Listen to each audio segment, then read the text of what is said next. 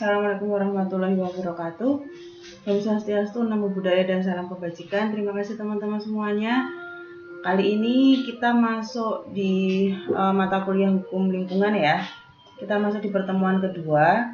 Sebelumnya Ibu sudah meminta untuk teman-teman melihat ataupun menganalisis video yang sudah Ibu share di materi ya. Semoga teman-teman sudah dapat menganalisisnya dengan baik, dan Ibu juga sudah cek beberapa garapan dari teman-teman juga. Ibu rasa ya seperti apa yang memang Ibu harapkan. Jadi pada intinya kenapa Ibu menginginkan untuk teman-teman melihat terlebih dahulu fenomena yang ada di lingkungan kita. Karena kan kita membahas tentang hukum lingkungan ya, secara otomatis teman-teman paling tidak harus sudah paham terlebih dahulu sebagaimana situasi dan kondisi yang ada di sekitar kita, terutama di negara kita, seperti itu ya. Jadi bahwasanya film dokumenter yang dibuat atau dirilis pada tahun 2019 tersebut dengan judul Sexy Killers ya, bahwa memang bagaimana fenomena yang terjadi berkaitan tentang hukum lingkungan, di mana di situ diceritakan bahwa industri batu bara seperti itu kan ya, yang ada di daerah Kalimantan. Industri batu bara tersebut berasal dari hulu ke hilir, yang kemudian terjadi adanya pengerukan tambang, distribusi sampai penggunaan batu bara untuk pembangkit listrik tenaga uap ya, untuk PLTU, yang kemudian menimbulkan banyak masalah lingkungan sosial, ekonomi, sampai dengan kesehatan bagi masyarakat. Nah, ini yang mungkin menjadikan perhatian kita, bagaimana industri dijalankan tetapi tidak berefek atau berdampak baik terhadap lingkungan, malah menjadikan lingkungan sendiri menjadi tidak baik, bahkan berdampak juga sampai ke kesehatan masyarakat yang ada di sekitar pertambangan tersebut. Nah, fenomena ini kemudian didokumentasikan di dalam film dokumenter tersebut, di mana film dokumenter tersebut merekam penderitaan warga dengan dampak hidup yang mana berdekatan dengan tambang ataupun PLTU batu bara tersebut. Nah, ini nanti yang mungkin menjadi penggerak hati teman-teman untuk dapat memotivasi teman-teman agar kita penting atau perlu mempelajari hukum lingkungan seperti itu ya. Jadi dengan adanya fenomena tersebut, dari adanya film dokumenter tersebut, Ibu harapkan teman-teman kemudian nanti menjadi lebih termotivasi untuk kita dapat mempelajari apa saja sih yang dipelajari di hukum lingkungan seperti itu kan, karena penting bagi kita kiranya untuk kita mengetahui seperti apa peraturannya yang mengatur, kemudian seperti apa ruang lingkupnya, kemudian seperti apa nanti penegakan hukum dari hukum lingkungan itu sendiri. Oke, sebelum kita lebih lanjut membahas secara detail, Ibu akan sampaikan terlebih dahulu berkaitan tentang 3 hal ini. Yang pertama, pengertian dan sejarah perkembangan hukum lingkungan. Kemudian yang kedua, ruang lingkup hukum lingkungan. Dan yang ketiga, tujuan mempelajari hukum lingkungan. Seperti itu ya. Oke, Ibu akan sampaikan berkaitan tentang sejarah perkembangan dari hukum lingkungan itu sendiri. Bahwasanya perkembangan hukum lingkungan itu tidak dapat dipisahkan dari apa yang ada di lingkup yang luas. Sebagaimana gerakan sedunia untuk memberikan kontribusi perhatian lebih besar kepada lingkungan hidup. Jadi gerakan ini adalah gerakan yang lingkupnya secara luas. Ibu akan menceritakan terlebih dahulu bagaimana dulu perkembangannya, sejarahnya, kemudian muncullah aturan yang berkaitan tentang hukum lingkungan ini. Karena bagaimanapun untuk memberikan bagaimana sih dulunya atau dahulunya hukum lingkungan itu diatur seperti itu ya. Oke, sebentar. Mohon maaf, akan Ibu lanjutkan ya. Jadi kita perlu mengingat bahwasanya lingkungan hidup itu menjadi masalah atau menjadi hal yang memang perlu kita tanggulangi bersama demi kelangsungan hidup umat manusia. Maksudnya seperti itu ya. Ketika kita melihat fenomena ketika kita melihat kejadian-kejadian yang mungkin teman-teman kemarin sudah lihat di video tersebut, kita sebagai masyarakat di sini, atau terutama kita sebagai terutama teman-teman yang sebagai penggiat lingkungan hidup ya, harus tergerak hatinya bagaimana caranya agar kegiatan yang dilakukan oleh seseorang tersebut jangan sampai berdampak terhadap lingkungan, seperti itu ya. Oke. Jadi awalnya dari perkembangan lingkungan itu adanya konferensi Perserikatan Bangsa-Bangsa tentang lingkungan hidup yang ketika itu dilaksanakan di Stockholm. Terus kemudian dari konferensi tersebut kemudian menjadi awal puncak perhatian dan menjadi munculnya suatu kesadaran manusia terhadap lingkungan, terutama permasalahan terkait tentang kesenjangan antara penguasa dengan masyarakat, antara negara maju dengan negara berkembang ketika itu ya. Nah, kemudian pembicaraan tentang masalah lingkungan hidup ini diajukan kemudian oleh wakil dari Swedia pada tahun sekitaran 1968. Jadi dalam konferensi yang diselenggarakan di Stockholm tersebut ada pembicaraan tentang masalah lingkungan hidup yang diajukan perwakilan dari Swedia. Jadi ada pembahasan kemudian yang diajukan, kemudian dalam laporannya di konferensi tersebut dinyatakan bahwa memang perlu adanya pembahasan tersebut dan perlu dikembangkan sikap dan bagaimana seseorang itu tanggap terhadap lingkungan hidup. Nah, kemudian dari laporan tersebut akhirnya dari konferensi tersebut yang dihadiri oleh sekitar 100 lebih negara-negara yang ada di dunia. Kemudian alhasil dari pembahasan awal tersebut yang kemudian diajukan oleh anggota dari Swedia tersebut kemudian dapat berlangsung dan akhirnya pembahasan berkaitan tentang lingkungan hidup itu menjadi pokok bahasan yang diprioritaskan dalam konferensi tersebut. Nah, kemudian salah satunya dari konferensi yang diselenggarakan di Swedia pada tahun 1972 kemudian itu salah satunya negara kita, negara Indonesia sendiri yang menjadi anggota dari konferensi Stockholm tersebut. Nah, kemudian negara kita sudah mengikuti konferensi yang telah diselenggarakan tersebut.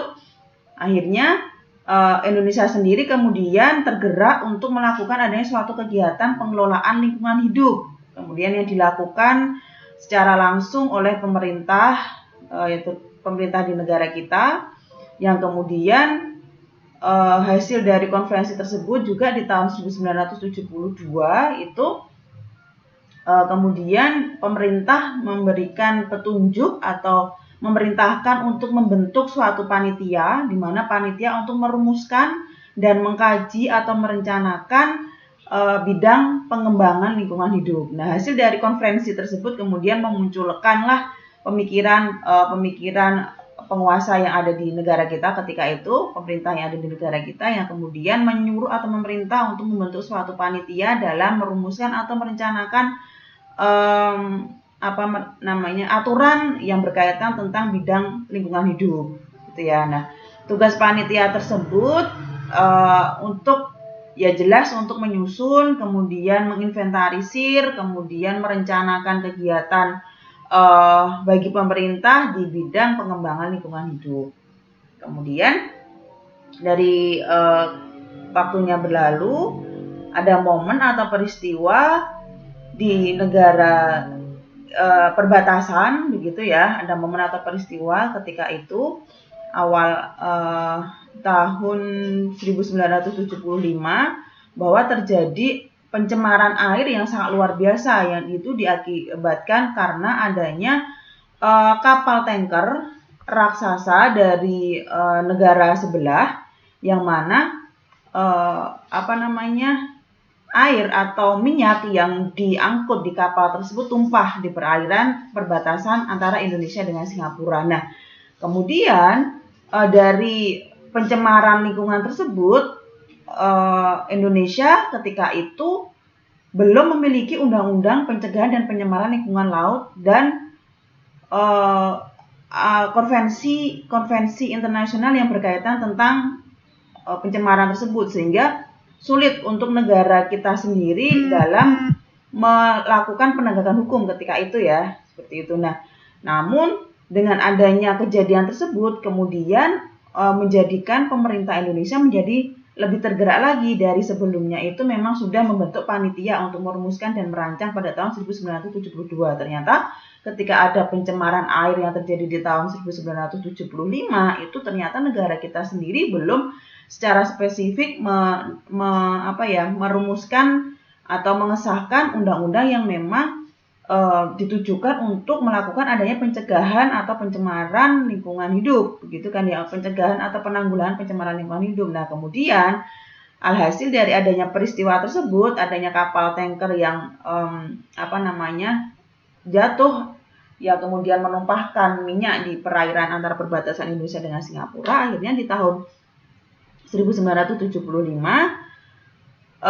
Menteri Kehakiman membentuk tim teknis untuk penyusunan rencana undang-undang pencegahan dan penanggulangan pencemaran air, yang merupakan awal dari negara kita, Indonesia sendiri, untuk membentuk hukum lingkungan secara konsepsional. Jadi dari awal mula peristiwa tersebut kemudian menjadikan negara kita dapat membenahi aturan yang kemudian lebih tanggap lagi untuk membentuk rencana undang-undang yang lebih spesifik berkaitan tentang lingkungan hidup, begitu. Nah, kemudian awal mula diterbitkanlah secara konkret dalam keputusan Menteri Negara Pengawasan dan Pembangunan Lingkungan Hidup ketika itu pada tahun 1979 tentang pembentukan kelompok kerja dalam bidang pembinaan hukum dan aparatur lingkungan.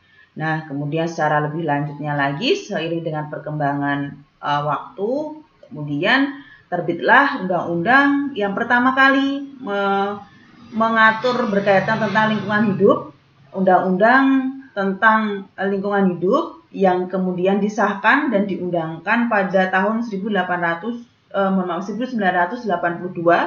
Undang-Undang Nomor 4 tahun 1982 tentang lingkungan hidup. Nah, ini undang-undang pertama kali yang dibentuk yang mengatur tentang lingkungan hidup. Jadi UULH ketika itu disingkat ya. Undang-undang tentang lingkungan hidup pertama kali yang diterbitkan, disahkan dan diberlakukan adalah Undang-Undang Nomor 4 tahun 1982. Gitu. Nah, kemudian bagaimana berkaitan tentang ruang lingkup hukum lingkungan itu sendiri, seperti itu ya. Oke, sebelum membahas ruang lingkup, mungkin ini tentang pengertian dan sejarah perkembangan lingkungan hidup. Seperti yang saya sampaikan tadi, hanya saja ini lebih ringkasnya, seperti itu ya. Nanti teman-teman dapat mengulas atau membacanya kembali. Bahwasanya lingkungan hidup sendiri ini sudah didefinisikan di undang-undang yang terbaru ya. Jadi yang undang-undang yang pertama kali tadi adalah Undang-Undang Nomor 4 tahun 1982, yang terbaru sekarang ini adalah Undang-Undang Nomor 32 tahun 2009 ini. Undang-Undang tentang Pelindungan dan Pengelolaan Lingkungan Hidup yang sudah mendefinisikan sebagaimana lingkungan hidup itu sendiri, bahwa lingkungan hidup adalah kesatuan ruang dengan semua benda, daya, keadaan, dan makhluk hidup termasuk manusia dan perilakunya yang mempengaruhi alam itu sendiri, kelangsungan kehidupan dan kesejahteraan manusia serta makhluk hidup lainnya.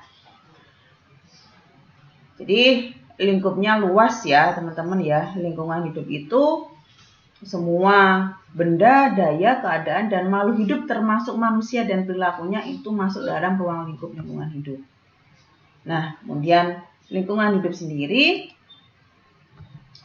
lingkungan hidup sendiri secara umum merupakan sebuah cabang dalam disiplin ilmu hukum yang berkaitan tentang pengaturan hukum terhadap perilaku atau kegiatan-kegiatan subjek hukum dalam memanfaatkan perlindungan. Oke, kemudian lebih lanjut lagi, teman-teman dapat baca. Nah, kemudian sejarah perkembangannya tadi Ibu sudah sampaikan, nanti silakan dibaca kembali. Kemudian yang ingin Ibu sampaikan adalah terkait tentang ruang lingkup lingkungan hidup, ruang lingkup hukum lingkungan, mohon maaf.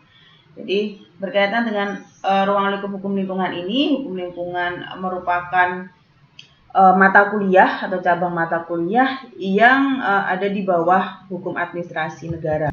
Oke, hukum lingkungan pun juga berkaitan tentang hukum tata ruang yang merupakan cabang dari hukum administrasi negara ya. Berkaitan dengan hukum lingkungan, berkaitan tentang hukum tata ruang, ini merupakan hukum yang di dalamnya itu terdapat pula bidang-bidang hukum lainnya yang berhubungan juga secara spesifik seperti hukum agraria, hukum bangunan, dan beberapa bagian atau segi hukum berkaitan tentang pemerintahan, hukum pemerintahan, kebijakan pemerintahan, seperti itu. Nah, kemudian hukum lingkungan ini juga sudah dikenal secara luas di Indonesia, di mana mempelajari hukum berarti juga mempelajari atau mencakup materi-materi tentang hukum, ya jelas yang saya sampaikan tadi berkaitan tentang hukum administrasi, gitu ya.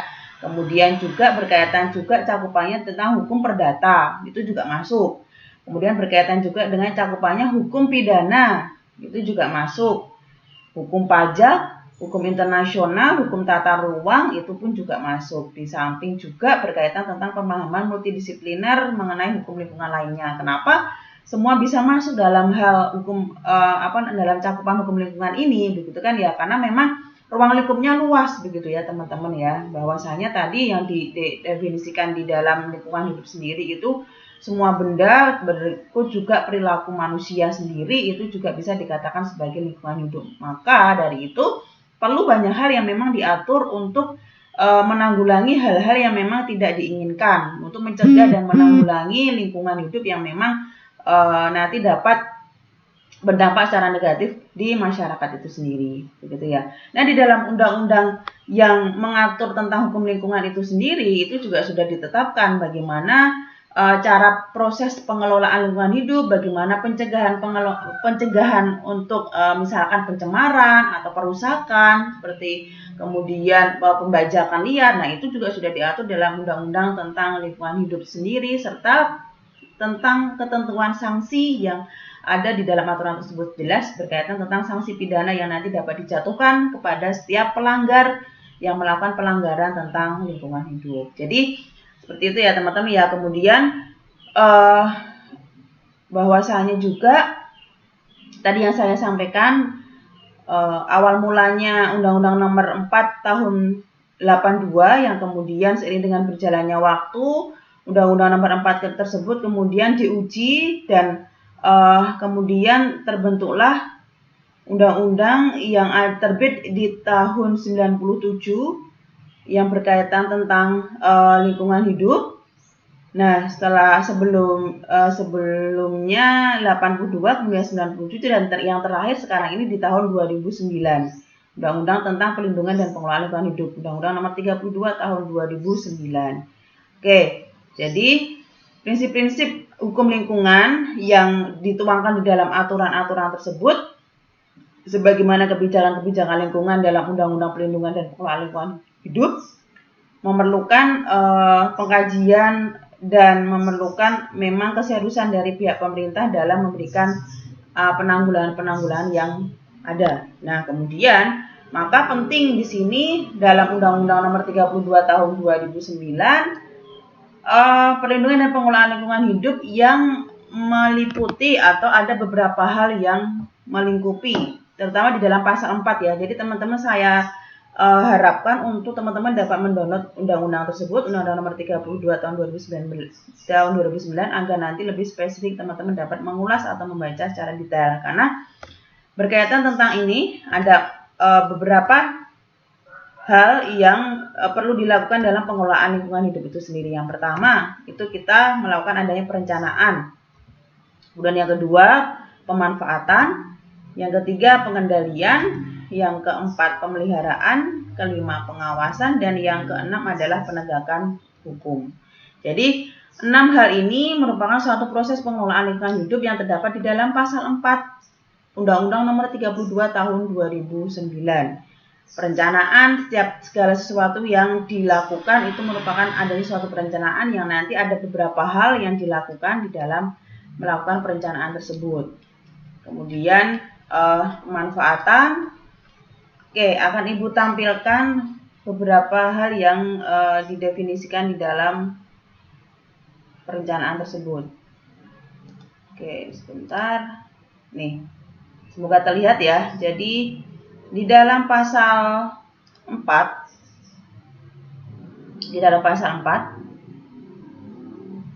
perlindungan dan pengelolaan lingkungan hidup meliputi sebagaimana Ibu sampaikan tadi, perencanaan, pemanfaatan, pengendalian, pemeliharaan, pengawasan, dan penegakan hukum. Nah, perencanaan sendiri berkaitan tentang bagaimana menginventarisasi lingkungan hidup dan menetapkan wilayah ekoregion dan penyusunan RPPLH, rencana pengelolaan dan pencegahan lingkungan hidup.